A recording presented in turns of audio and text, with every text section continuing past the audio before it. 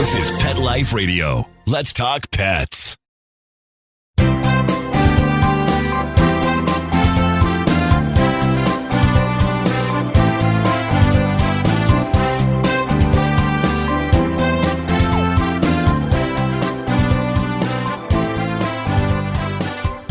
And we're finally live here, Pet Life Radio, Ask the Vets with Dr. Jeff, and on Instagram. You're here on this interesting Sunday morning. It was muggy. This is what it feels like, I guess, to be in Florida, because it's really muggy. It's moist. It was misty like all day yesterday. It was crazy. So, and this morning, it's very hot and muggy, but the sun was out for maybe 5 minutes, and it's gone again.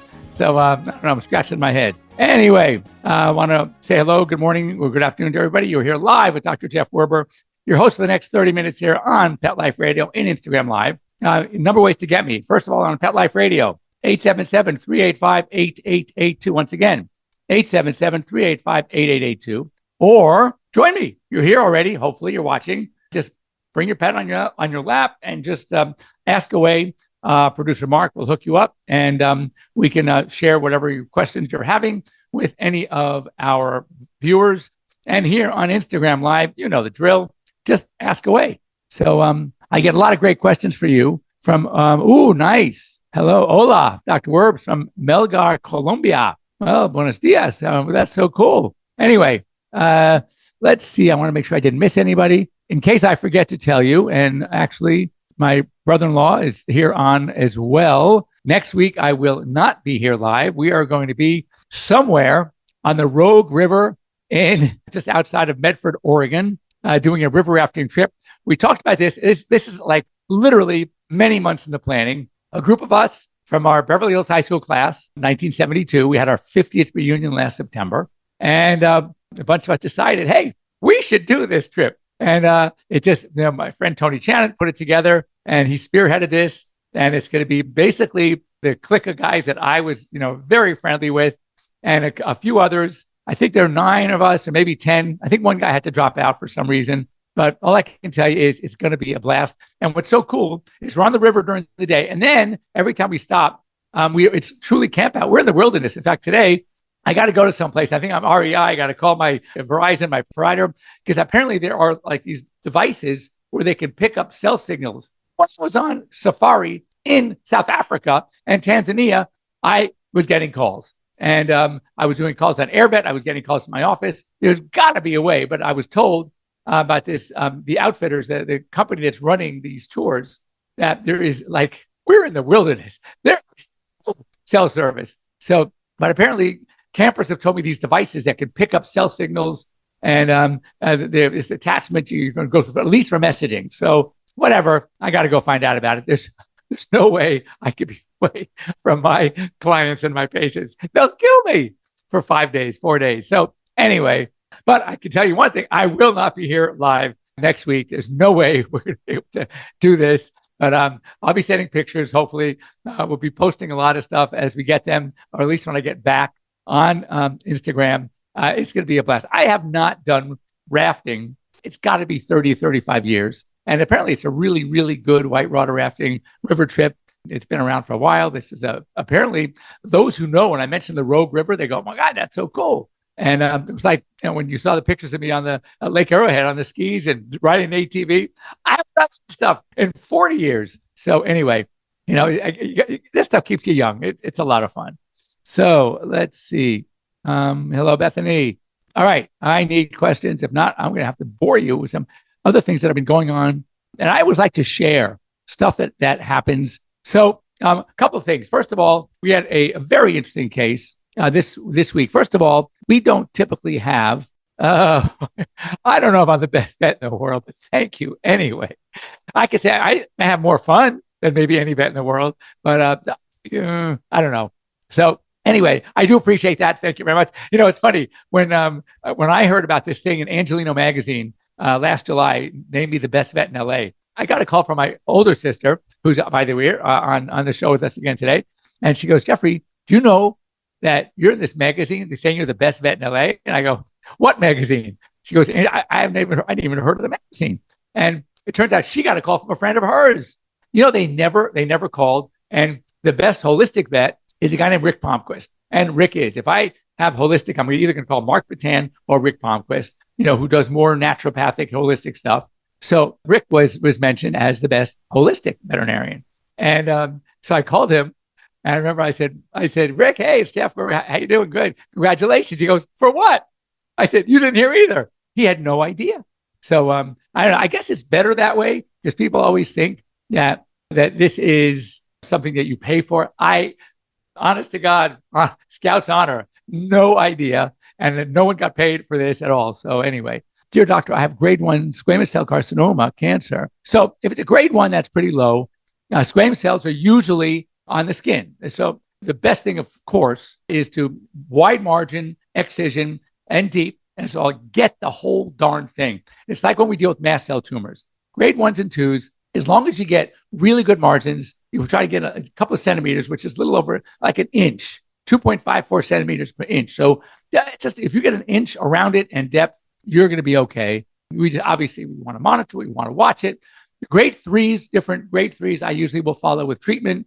I remember when my dog, Grover, had a very aggressive grade 3, I went ahead and I treated him after the surgery and I put in drains. I mean, it was a very challenging surgery. If you remember, I did it on the day of his 15th birthday. People thought I was nuts. You're knocking out. You're going to anesthetize a 15-year-old Labrador?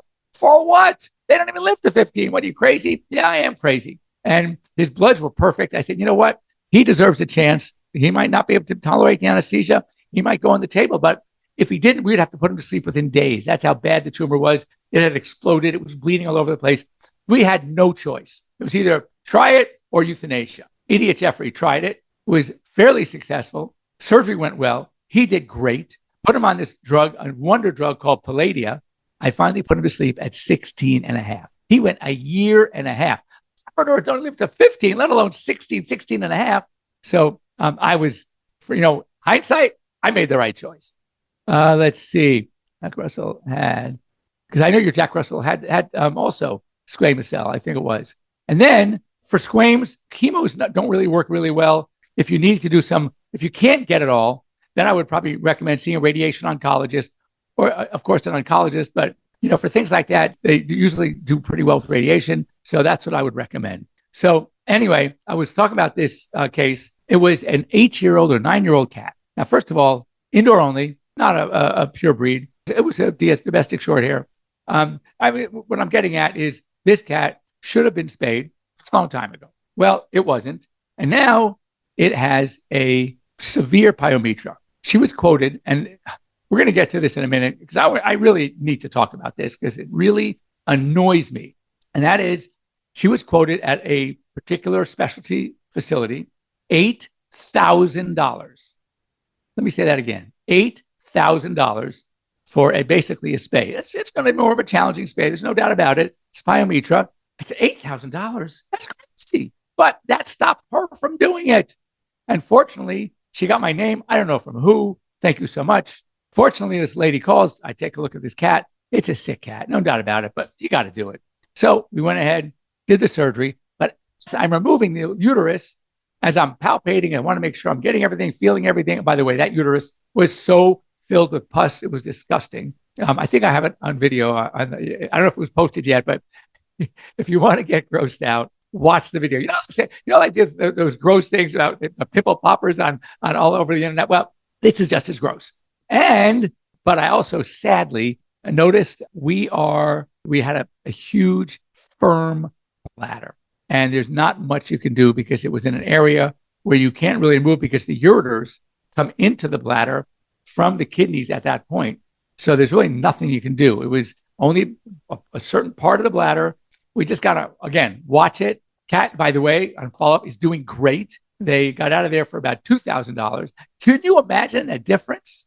And this is what's going on. This is one of my soapbox. This is where I get to, unless you guys have other questions, which I'd love to answer, I get to just kind of stand on my soapbox a little bit. And that is that what's happening was these corporate conglomerates, aggregators, they're not looking at the pets.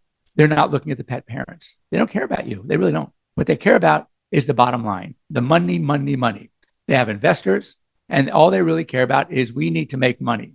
So what do? A couple of ways to increase your revenue. Number one, of course, is to raise fees. Number 2 is to provide more services, necessary services. And number 3, of course, increase volume. And I'm of the belief that it's a volume game, that you want to do better, do well, get out there, and more people will use you.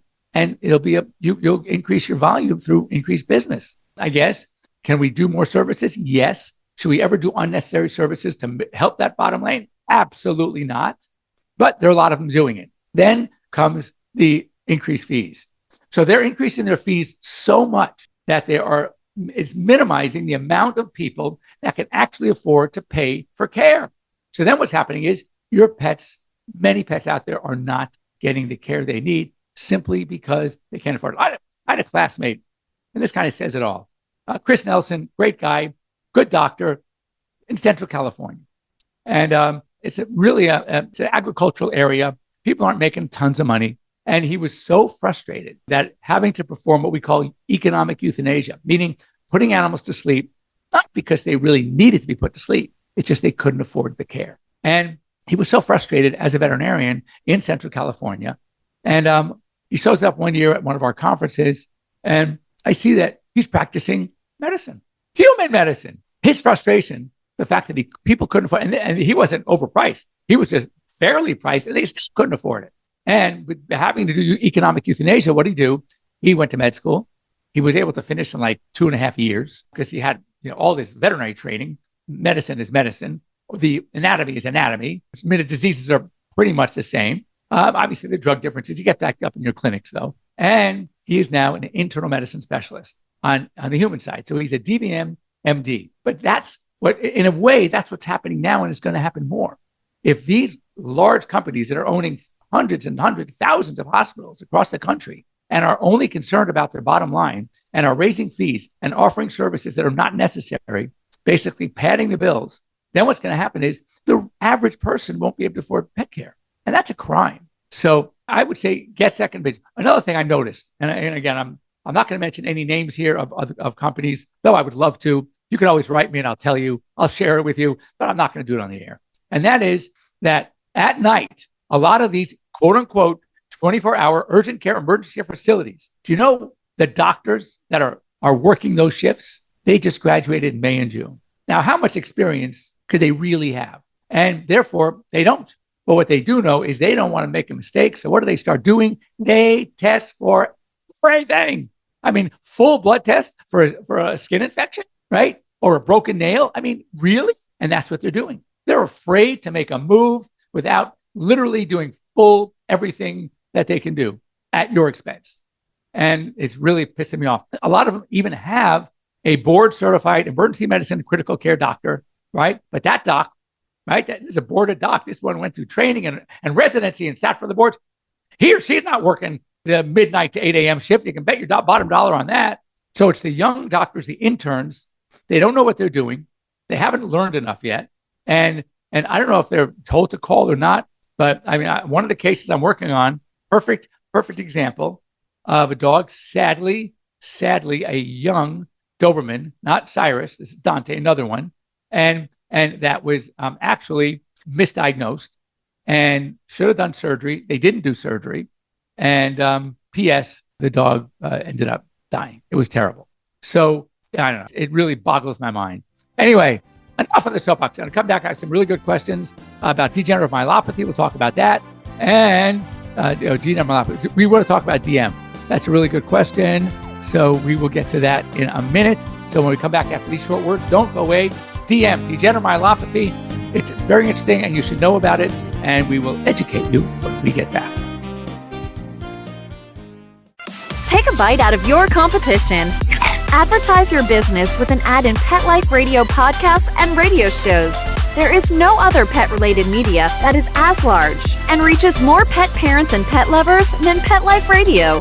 With over 7 million monthly listeners, Pet Life Radio podcasts are available on all major podcast platforms. And our live radio stream goes out to over 250 million subscribers on iHeartRadio, Odyssey, TuneIn, and other streaming apps. For more information on how you can advertise on the #1 pet podcast and radio network, visit PetLifeRadio.com/advertise today. Let's talk pets Let's talk pets on Pet Life Radio. Pet Life Radio. PetLifeRadio.com. So we're back here live on Pet Life Radio after the short break. On the break, one of our Instagram listeners came out with I have a 12-year-old Maltese mix diagnosed with a floating kneecap long ago. What do we need to watch for now? She still loves her walks. So we're talking about something called MPL, medial patelloluxation, something very, very common in the smaller breeds, Maltese, Yorkies, Pomeranians, Poodles. It's very common. Basically, two problems causing it. Number one is a shallow groove at the distal part of the femur called either the patellar or femoral groove. And also the insertion of the patellar tendon, which goes from the patella to the tibial crest. That tibial crest, instead of being directly below the femoral groove, is just anatomically a bit more medial. So there's a pull now to pull that kneecap medially to the inside. So with the shallow groove not there to hold it in place, we get MPL. 4 grades. Number one, it's mostly in the groove. I can pull it out with a little pressure, but as soon as I let go, pops right back in. Very common, no surgery. Number 2, grade 2, it's in the groove. I can pop it out. When I pop it out of the groove, medially, it stays out for a little bit, but after a couple of steps, back in by itself. Grade 2, at least a low grade 2, no surgery. As a grade 2 gets worse, it can stay out longer, and then you get a grade 3, where it's mostly out, but you can actually pop it back in. But after you do a couple of steps, it pops out on its own, but it can still movable. That's a grade 3. That's surgery.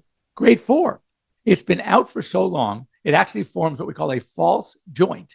You cannot reduce it. We cannot pop it back in the groove. That, too, is only going to lead to severe arthritis and surgery. Oh, let's talk about a 12-year-old dog who most likely has had this problem since she was a pup, or the predisposition since she's a pup. She's 12 years old. She loves her walks. She's still walking. She might even hop a leg up every now and again. Deal. If there's no arthritis, if there's no pain, and she's 12, leave it alone. That's the difference between academic medicine and practical medicine. If it ain't broke, don't fix it. Yeah, she's got an underlying problem, a very, very common problem in the breed and all these small dogs as well. But if it's not stopping her and she's loving her walks and she's running around and she's jumping on the furniture, she's good. She's good. So, leave her alone. Now, the next thing we got was on coming in DM, degenerative myelopathy. So degenerative myelopathy is just that. It is a disease of the myelin, which is the coverage of nerves that helps speed up transmission. And when this degenerates, the transmission from brain to the motor neurons to tell you what to do, all right, are extremely impaired. And they can still feel things, all right, but the myelin is just slowing things down. So these dogs, literally, if you watch most common dog to get this, German Shepherd dog. German Shepherds are by far the most. And you can have these great dogs, 8, 9 years old, and they are back end starts by getting weak in the hind end, slowly getting up. And then from there, when they get up, they're starting to wobble. And then from there, as it progresses, they can't even get up anymore. And as far as I know, there have been dozens of attempted treatments for DM. Here's the thing. It's not inflammatory. It's not a pain thing. So the normal typical medications like gabapentin, right? Like glucosamine chondroitin, like the non-steroidal anti-inflammatories, like even steroid may not help. I mean, now there could be secondary disease along with it because it's usually in the big dogs that can have DJD, degenerative joint disease, aka osteoarthritis. So there, combined with the DM, then you might get some benefit from the anti-pain, anti-inflammatory medications. But a corgi, they have the long backs, they're short-legged, think of, a la dachshund, and it's not uncommon for them. They can get it as well. And the problem is, there's really not much you can do. Now, if the front end is still well and you have a small, manageable dog, almost like a dachshund that has to have back surgery or throws a type 1 explosive disc and becomes completely paralyzed in the back end, what do? We give them a wheelchair. Well, you can do the same thing with a Yorkie. And it's at least it's worth a try. Now, Denzel, who's one of my son's 2 Frenchies, has also a neurologic disease. And it is syringomyelia. And he at first did respond a little bit to some medication. And now his back ends, he's the happiest dog on the planet. No, you cannot tell him he's got a problem. He is running around. Those back legs are flailing, dragging wherever they can. He can sometimes support himself a little bit. And they got wheels. I don't think he likes them. He has to get used to, give a dog a chance. When you give them wheels for the first time, what the heck is this? I don't mind dragging my back feet. I'm a little guy. It's no problem. What's wheels for? So anyway, just be patient, give it time. But that's if your corgi starts really getting paralyzed in the back end, that's what I'd recommend. Unfortunately, if this diagnosis is correct, then there's not much you can do. I mean, you can do diagnostics, you can do an MRI, see if there's anything in the spinal cord that could be affecting this. Is there a mass in the spinal cord? But if it is truly degenerative myelopathy, it is a degenerative condition of the myelin. Nothing you can do unless you want to. When we get to the point medically or surgically where we can actually fix the myelin using stem cells or something, that's when we can do some good. But until that happens, and I don't think it has.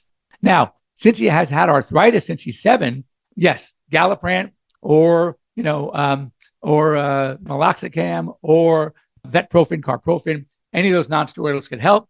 If there's some pain associated with it, gabapentin could help. If it gets really bad, for arthritis, I kind of like the nonsteroidal anti-inflammatories. So what you could try also is acupuncture. All right. Again, people, pass off acupuncture. I got to tell you something. I have seen cases that are amazing, and some dogs respond beautifully to acupuncture. And also, I do cold laser, and cold laser also seems to be very effective in many dogs. And as a matter of fact, one of my colleagues was the first veterinarian to be inducted or become a member of the American Board of Pain Management. Okay, mostly to human side. And she was the first veterinarian. And I will tell you that I remember seeing her at a trade show, and I do surgical laser. Everybody knows that. And I with the same company, Cutting Edge, who's fantastic, by the way. I love their laser equipment, also put out a therapy laser machine. So I went to Robin Downing, and I entered Robin and said, Rob, you're the pain management guru. What do you know about cold laser or laser therapy? She goes, Jeff, I do. I'm board certified in acupuncture also. I've had cases that did not do great with acupuncture, but did great with laser. And the contrary, about others that did not do well with laser, but do better with that. So certainly it's a modality that I would think if part of the discomfort and problem is arthritic pain, then for sure, I would recommend cold laser as well. Usually pretty inexpensive. You got to go in. I usually recommend it at first, doing it every 4 days for maybe 5-6 treatments, and then going to once a week, and then once every other week, and you get them on a maintenance. But I've had a lot of good success. As far as another opinion, if everything looks like it's DM, it probably is. If anything, what I would try is different treatment modalities, but you probably won't get another. And also, when you have something like this, whatever it is, chances are the ultimate treatment is going to be MRI. And if that shows that everything is good, there's no mess, there's no other, no disc material in the spinal canal, everything is negative, and the signs, you have what we call CP deficits, that's conscious proprioceptive deficits. What you do is you take your dog, lift him up, turn the foot upside down like this, and see how fast he writes it, right? And if he doesn't, I got to do this in this one too. So if they don't write it, that's called the CP deficit. That's a classic sign. Also reflexes. So there's only so much that one can do. So anyway, he's doing well. Everyone is amazing. But yeah, that's great. Thrilled about that. Liver surgery is always tough. Super corgi. It's not DM. Degenerative myelopathy, as I said, this is a chronically progressive condition that creeps up the spinal cord. So if he's 13, right, which it could happen, started at 13, but 2 weeks ago, and then taking some Galliprant, he walks normally, then obviously that was more of an insult, a disc, some sort of a pain problem, not even arthritis probably, but it could be, but that's a lot different. Now, if it is a corgi and they are, because of their long bodies, are predisposed to this, then I would say, even though he's doing better, and that's great, don't be fooled. You should still treat him as if he's got the problem for at least another 2 or 3 weeks. And by that, I mean no running, no jumping, no stairs, pretty much cage rest. keep them on the meds. But if this were a person, they would say, get in bed and don't move for 2 weeks. So it's either that or surgery. But there's no way DM is not going to start acutely and then stop after Valipran. So whoever gave you that diagnosis now I'm doubting, because this thing does not get better just like that. In fact, it doesn't get better at all. So if it did get better, hindsight tells you it wasn't that diagnosis. Don't be confused. It's not DM. I'll tell you that right now. DM doesn't start and stop and start and stop and get better with Galliprant. No, the DM it's a degenerative condition. That's like here. I'll give you a perfect example. Dog comes up lame, big dog comes up lame, all right, acutely, suddenly. And you take him in, doctor takes x-rays, and his hips look like crap. We're talking major, right, arthritis, hip dysplasia, terrible. So the doctor comes in and says, oh, here's your answer, hip dysplasia. Because if you took those same exact x-rays a month or 2 or 3 earlier, it would have shown the same thing. And yet he wasn't limping. So now you got to look for, okay, why was he suddenly limping today? Now, could it have been a little piece of bone broke off and got in the joint? Yes. But I'd be looking for another reason, because hip dysplasia is a chronically progressive disease and it doesn't lead to instant, right, clinical signs. So likewise here, in the word degenerative, it's a slow progressive disease. These dogs start a little weakness, from a little more wobbling, and then disuse, and this is over time. So, yeah, I would definitely challenge that original diagnosis. All right. Thank you. Yeah, Corey is doing cold laser. Good. Hydrotherapy is great too. But yeah, just go easy on the... Here's the problem with dogs, and this is that when, let's say I'm pretty active, I play basketball, and I turn an ankle, okay? Now, I know ice, resting it, a non-steroidal anti-inflammatory, takes a little naproxen or ibuprofen, I'm going to feel better. Am I going to start running around as soon as I start feeling better? Oh, we know it's great that I'm feeling better, but the healing takes longer. Dogs are not that smart when it comes to this. As soon as they start feeling better, they think, oh, they're running around and chasing the frisbee and the ball and jumping on the couch from 6 miles away. No, we need to be their brain. We need to keep them very quiet beyond the point which they start feeling better, because we know the healing process could take several weeks. So anyway, don't let them run around too much. Passive motion is good, but no running exercise. Okay. Well, once again, I'm very good at running over time, but I have so much to say. It's pretty hard to shut me up. So anyway, don't even try. So once again, I'll be gone next week. We'll be back the week after. Ooh, no. The week after that, I may be gone also Saturday, Sunday. I got to look at my calendar. There may be 2 weeks that I'm going to be gone. And I'll check my calendar. I'll let you guys know. Mark, you will let us know. You'll let the followers here on Pet Life Radio whether I'm going to be gone for 2 weeks or not. But I think it's going to be 2 weeks. And I think that's it. So if you have any questions during the week, get a hold of me. If I'm way out and far away, I may not be able to answer you. I'm going to hopefully solve that problem today. That's my homework today, is I'm going to see what, I know there's like a satellite phone or a satellite device that will pick up, I don't know. I'm been told all these things. I got to check it out. All right. And other than that, at Pet Life Radio, if you have any questions, write them to me, Dr. Jeff at PetLifeRadio.com. Very easy to get a hold of me here at Werbs_DVM. And if you have, look around, go to my website. My new product line is out. We have a lot of great products for your pets to solve a lot of problems. The Performance by Dr. Jeff. And go check them out. I think you're going to like them. All right. And that's it. Go. Bye-bye. Let's Talk Pets, every week on demand, only on PetLifeRadio.com.